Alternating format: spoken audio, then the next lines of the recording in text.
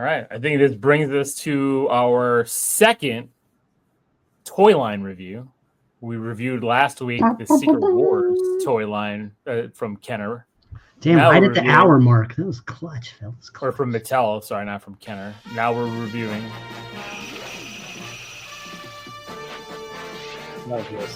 And we're going to be hit with copyright any day. I doubt it. This is so old. You think so? So old means nothing. Are you kidding me? I don't know. I thought that was old as shit. I didn't think it even mattered.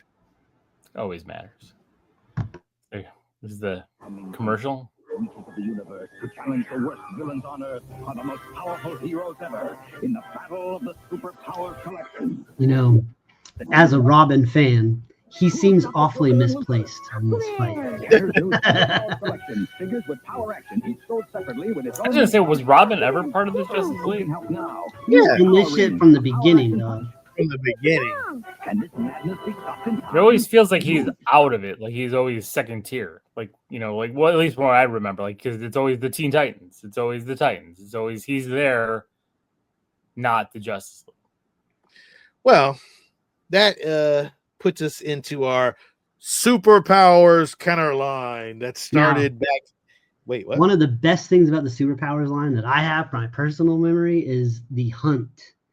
The very first time that I met Sean Hamilton in person, his whole fucking weekend was about superpowers figures. Every time that logo was seen, it was a must grab, must pick up. Sean must have gone home with a gigantic ass box full of fucking superpowers toys. You bought like 10 from one store that we stopped at just randomly. No, that wasn't the superpowers line. That was the was that the No, the DC universe. DC. It was the universe ones. Oh, but the I was DC also at the same universe time, one. I was also looking for the superpowers line at the same time as well. You were looking for those. You picked up the universe line. That's what it was. Yes, Yeah. yes. Al, So if you had this entire line, man, if you had that from the third wave of this, Well, we'll there's get like there, we'll get Shazam figure. Holy crap. That one's worth a lot of money. In 1984, DC Comics awarded the master toy license of these characters to Kenner, hot off the heels of the Mattel's action feature heavy Masters of the Universe toy line. The initial pitch seemed to be heavily influenced by Kenner's popular Star Wars line, which I think the Star Wars line kind of molded a lot of toy lines back in the 80s. Oh yeah. It just kind of molded it. I mean, that 3 3/4 inch toy, I mean, that wasn't a thing before Star Wars. I mean, Right. if it was very one-off, very felt cheap and bootleggish. Most action figures were giant. You know, you're looking at, like the old G.I. Joe line. Exactly. Yeah, 3 3/4 inch was nothing, and then all of a sudden G.I. Joe picked it up. You got other ones. Masters was it a 5-inch line, but it was all smaller handheld figures.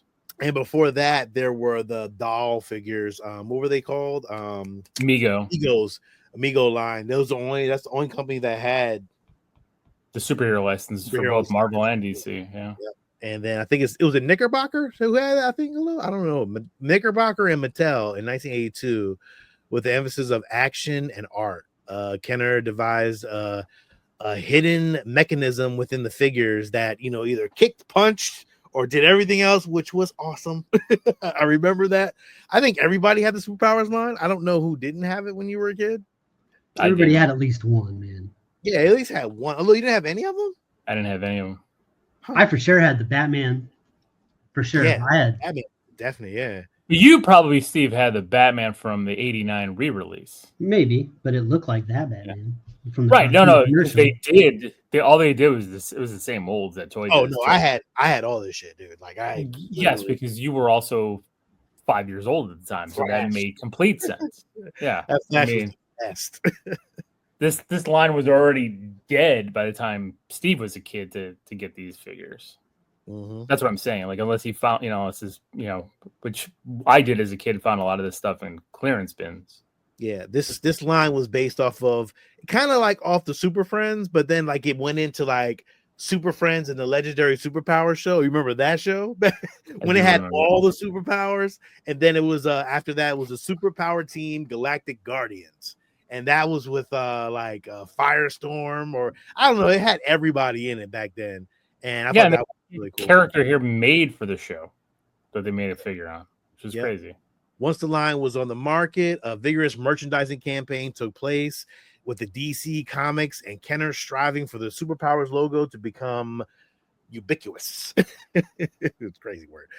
DC Comics produced 3 comic book miniseries that were actually created by Jack Kirby, which were amazing because that artwork still to this day really holds up, man. And even the coloring book pages that were illustrated by Jose Luis Garcia Lopez, like that was amazing. Like that Batman, the Robin, Wonder Woman, all that artwork was beautiful.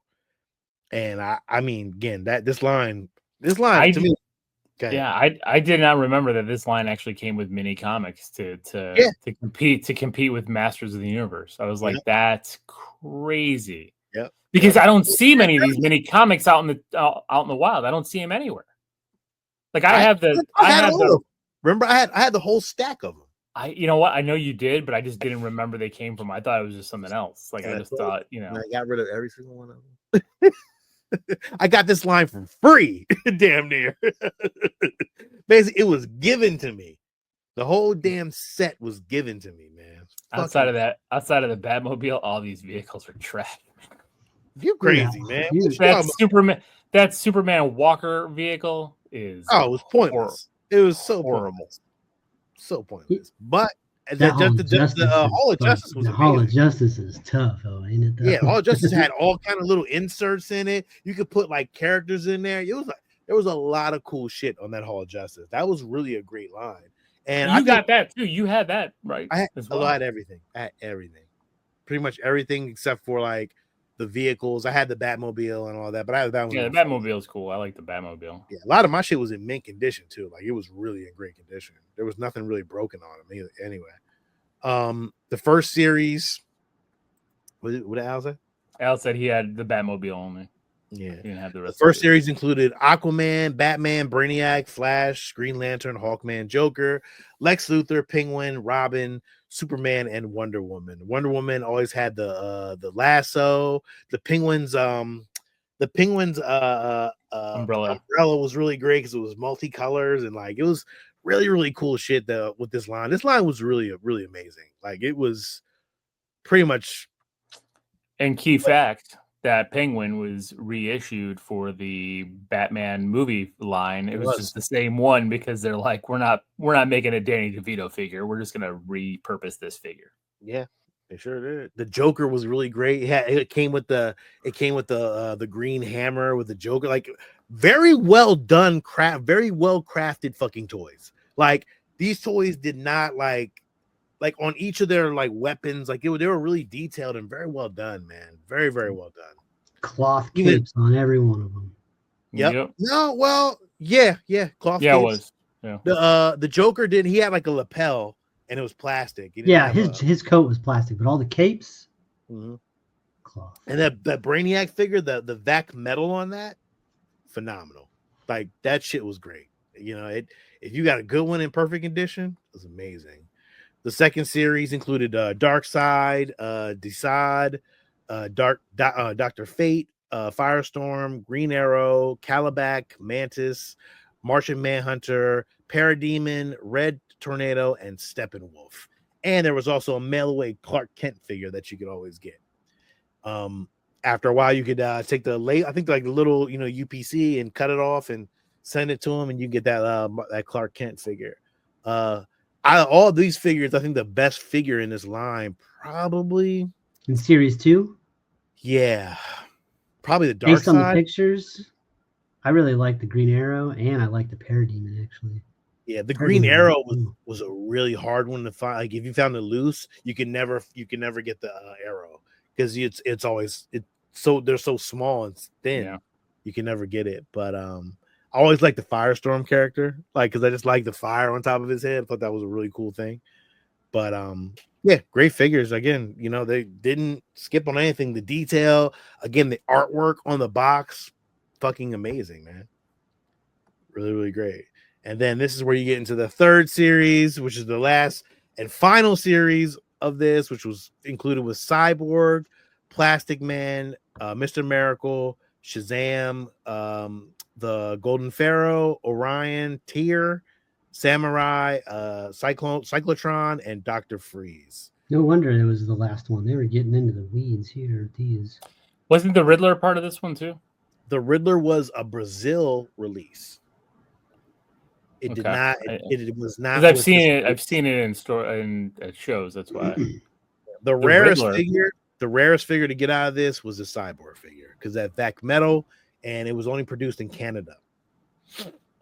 So, but I think the most expensive, I think, might be the Shazam figure. No, it's the Cyborg. Is it Cyborg? I thought it was the Cyborg. The Cyborg at one time was going for like at least $1,000 easy. Shazam, I think I had Shazam. Not sure, but I had Orion. I had pretty much every single one of them except for Cyborg and maybe Shazam. I wasn't sure if I had. Yeah, but the thing about this final wave is there were other characters they could use. The Golden Pharaoh was made for this line. Like, I don't understand why you made a character up for this line. Like, why Kenner did that. Like, it just made no sense. And then going back to they had a Pharaoh mold, Will. They needed to use it for something. They must have. And going back to the Riddler figure, the Riddler figure is a complete reuse of the Green Lantern figure because the Riddler even has the Green Lantern ring on it, and they just colored over it. It's the same figure. If you could find it, it's a rare fucking figure though. Like it's a rare. I've seen it in shows. That's why I knew that. That's why I was like. Yep, the vehicles and the play sets. I thought the Bat Chopper was great. Like that Bat Chopper and the Batmobile were probably the better ones. And the Bat Chopper was also used in the 92 line for Batman. They just painted it black. They sure did. Yep. The Dark Side Destroyer, which I have no idea what that was for. That thing was huge. So big. The Delta Probe 1. That sounds dirty, don't it? It does sound dirty. Is that Robin in there? Oof. Yeah. And the Supermobile, like, what the fuck was the point of that? Why does Superman have a jet? Get out of there. No reason. Carbon emissions for no reason. Fucking does not give a fuck about the environment, that boy. But I'm going to say the artwork on these boxes, great. Just great artwork. Like, I like that he's actually hitting the Joker in the Batmobile one. Yeah. Look at that art though, Steve. God damn. Really good. Was that the last one? Yeah, that was my last one. And then after all that, in 1986, the line was canceled. Kenner ended up using some of those molds for the Robin Hood Prince of Thieves line. They reused the Ewoks and superpowers for Robin Hood. Yep. Cannot believe that they made toys, shitty toys, for that not kids movie, Robin Hood Prince of Thieves. And that is it on the 1984 Kenner line. 84 to 86. So then the question that was brought up was, what line was better? Well, I mean, the superpowers line was deeper. It was way better. The fact that they added comic books, I think, was a good battle for them to go up against the Masters line. Mm-hmm. I did like the lenticular shields for the Secret Wars line. I think the Doom playset, I know I've seen the Hall of Justice, but the Doom playset to me was always better. But that's my bias because I had a Doom playset. So I gotta go Hall of Justice on that one. Yeah, Superpowers line was way better. The only reason because the Secret Wars line was just they didn't do anything. There was just right. You're right. These all had action features. These had action features. They had weapons. They had everything that goes with these characters in the comic book. They had a cartoon. Listen, they fucking pushed this line to its extent, and that's why the Secret Wars line was just like, oh, that's it, and that was really it. But to where the DC line had the cartoons, it had the comic books. It had a lot of stuff with it that actually pushed the line to be better than the Secret Wars line. Secret Wars line is cool, but like it just wasn't and they didn't have enough figures either. Like there weren't enough figures for the Secret Wars line. To where this line, they had 30-some fucking figures, man. It was all great. You know, a lot of villains. A lot of Kirby's characters, which was interesting. That he had so much involved in this. Yeah, man. For those listening, and those with us now, what would you guys prefer, Secret Wars or Superpowers? I'm curious. Yeah. Steve, what you said? Superpowers? Superpowers all day. Come on. Well, they had more articulation. They had. I was a Robin kid when I was a fan. They had a Robin figure, and Marvel didn't even have an equivalent to Robin when I was. They had Bucky, but not really. You know. Yeah, they didn't. Bucky didn't come back yet. Bucky was dead. Yeah, so they didn't have an equivalent kid sidekick character that I. But they didn't need a kid sidekick. They said they had a kid superhero in Spider-Man. I didn't see when I looked at Spider-Man. Listen, Spider-Man didn't look kid-like until I was already when he was your. When I was a kid. When I was a kid, no, Spider-Man. Look at the cartoon from the 90s. That kid Spider-Man is a jacked 35-year-old man, and he's in college. The toys that you got as Spider-Man toys when I was a kid, when you were a kid, those motherfuckers. He was yoked. It didn't look like a kid at all. Did not look like a child. He sure didn't. He never. And that was not Spider Boy. That was Spider motherfucking Man. Man, okay. Yeah, he was. Yeah, he never looked like a kid. So. See, when I grew up watching Spider-Man, he was always a college kid. So, Yeah, but the toys. And then I knew the story was he was 16, 15, bitten by a spider. So. And yeah, the crazy part was they didn't have a lot of Spider-Man toys back then. No, they. I mean, it was the Mego. Mego had the toys, and then the Secret Wars line, and then after the Secret Wars line, it died out until, just like with DC's figures, when Toy Biz, which eventually bought Marvel. Yeah. It's how we had Avia Rod and Ike and all those assholes get their hands into Marvel. With the Toy Biz, when Toy Biz got both of these toy lines and then re-released all these figures on very similar card backs.